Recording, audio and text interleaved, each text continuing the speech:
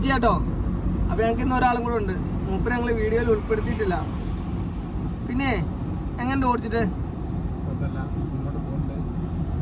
എന്താ സ്ഥിതി ഇവിടെ വന്നേല്? ആണോ? അതെന്താ? ഇപ്പൊ മാറി വരുന്നുണ്ടോ? ഇന്ന് നമുക്ക് എത്രാമത്തെ ക്ലാസ്സാ?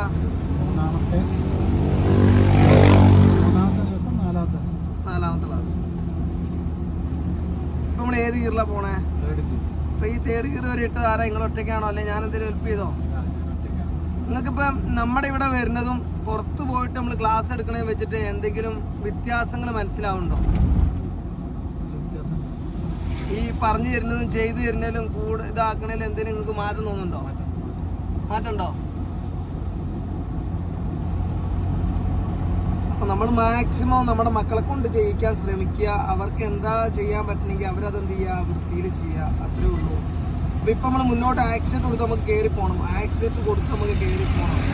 ആക്സിഡന്റ് കൊടുത്ത് കയറി പോകണം. അപ്പൊ തേർഡ് ഗിയർ എന്ത് പറയുന്നുണ്ട്? എനിക്ക് പറ്റുന്നുണ്ട് എന്ന് പറയുന്നുണ്ടോ? ഉണ്ട്. അപ്പൊ ചവിട്ടി പോവാണ്. നേരെ പറഞ്ഞ് കയറൂലെന്ന് തോന്നുവാണെങ്കിൽ നമുക്ക് ഇനി ഏത് ഗിയറിലോട്ട് വരണം? അപ്പൊ ടെൻഷൻ അടിക്കേണ്ട കാര്യമില്ല. പക്ഷെ ഇപ്പൊ സ്പീഡ് എന്തായി? ഓൾറെഡി ഉണ്ട്. പക്ഷെ ആ റെഡ് കാറ് കഴിഞ്ഞാൽ നമ്മളൊരു ടൗണിലോട്ട് എത്താൻ പോവാണ്. അപ്പൊ നമ്മൾ മെല്ലെ ആക്സിഡന്റ് നിന്ന് മെല്ലെ കാലെടുത്ത് സമാധാനത്തിൽ ക്ലച്ച് ഫുള്ള് ചവിട്ടി സ്റ്റിയറിംഗ് നേരെ പിടിച്ചു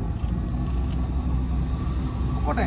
ചെയ്ത് മെല്ലെ കാലെടുത്ത് മെല്ലെ കാലം നിർത്തുക. എല്ലാ കാലും നിർത്തുക. ഇനി മെല്ലെ ആക്സിഡന്റ് കൊടുക്കുക.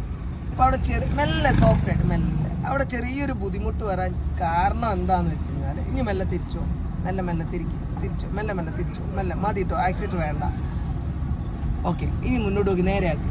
അവിടെ നമുക്ക് ചെറിയൊരു ഡിഫാൾട്ട് വന്നു. വരുന്നതിന് കാരണം ഒറ്റ ഒന്നേ ഉള്ളൂ. നിങ്ങൾ ഈ ക്ലച്ച് ചവിട്ടണ സമയത്ത് ആക്സിലേറ്ററിൽ നിന്ന് എന്ത് ചെയ്തില്ല? കാലെടുത്തില്ല. അതുകൊണ്ടാണ് ആ കുത്തു വന്നത്. എപ്പോൾ നമ്മൾ ക്ലച്ച് ഉപയോഗിക്കാൻ പോകുമ്പോൾ നമ്മൾ എന്ത് ചെയ്യുക? ആക്സിലേറ്ററിൽ നിന്ന് കാലെടുത്തേക്കുക കേട്ടോ. എന്നിട്ട് ക്ലച്ചിൽ നിന്ന് എടുത്ത് കഴിഞ്ഞിട്ടേ നിങ്ങൾ എന്ത് ചെയ്യാൻ പാടുള്ളൂ? ആക്സിലേറ്റർ ചവിട്ടാൻ പാടുള്ളൂ. ഇപ്പൊ ഞാൻ ഇരിക്കണേ നിങ്ങൾ കണ്ടില്ലേ? ഞാൻ എങ്ങനെ ഇരിക്കണേ നിങ്ങൾ കണ്ടില്ലേ? ഞാൻ വീട്ടിലിരിക്കണ പോലെ ഇരിക്കണേ. പക്ഷെ നിങ്ങൾ എന്ത് ചെയ്യണം? എനിക്ക് വിശ്വാസമുണ്ട്, അതുകൊണ്ടാണ് ഇതേപോലെ ഇരിക്കണേ. എല്ലാ മക്കളെ നമുക്ക് എന്ത് ചെയ്യണം? വിശ്വാസം ആവണം. അപ്പൊ നിങ്ങളോട് ഇത്രേ ഉള്ളൂ പറയാനുള്ളത്. ക്ലച്ച് ചവിട്ടുന്ന സമയത്ത് നമുക്ക് എന്ത് വേണ്ട? ആക്സിലേറ്റർ വേണ്ട. ഇനി മുന്നിൽ എന്താ പ്രശ്നമുണ്ടോ?